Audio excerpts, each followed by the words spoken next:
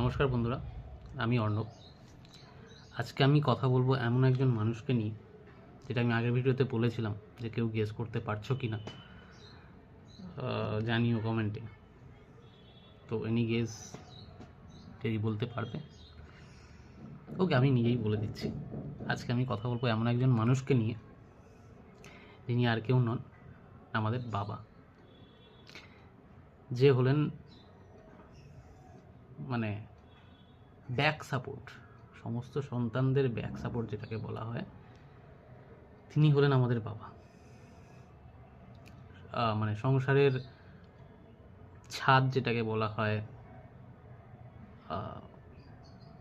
খুঁটি তো অবশ্যই মা, কিন্তু সংসারের যে ছাদটা, তিনি হচ্ছেন আমাদের বাবা। ছাদটা যখন মাথার উপর থেকে চলে যায় না, তখন আমরা বুঝতে পারি যে কি হারালো জীবন থেকে। তো বাবা এমন একজন মানুষ যে বিয়ের পর থেকে সংসারের যত কিছুর দায়ভার সমস্ত কিছু কাঁধে নিয়ে নেন।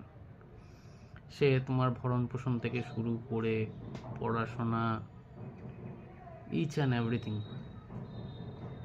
শুধুমাত্র তোমার নয়, তোমার মায়ের বা অন্যান্য সদস্য যারা থাকেন, সবার জন্য তিনি আছেন।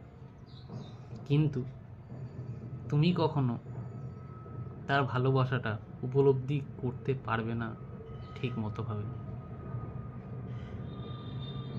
হয়তো শুধু তুমি রাগটাই বেশি দেখবে, কিন্তু রাগের পেছনে যে ভালোবাসাটা, সেটা খুব কম মানুষই দেখতে পায়।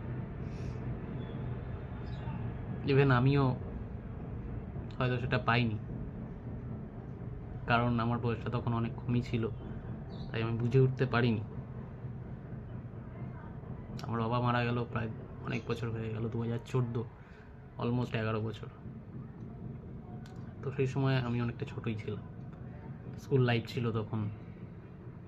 দেখ, আমার কথাতেই বলি যে বাবা এমন একজন মানুষ, তোমার খুশির জন্য সে সব কিছু উজাড় করে দেবে। তুমি যেটা চাইবে তার সাধ্য মতো সে অবশ্যই তোমাকে এনে দিতে পারে। সে দেখাবে তোমাকে যে আমার সন্তান যেটা চায় আমি সেটা অবশ্যই দেব, সেটা আমার যত কষ্টই হোক না কেন। সরি, অনেক সময় দেখা যায় যে পুজোর নতুন জামা প্যান্ট কিনতে হবে বা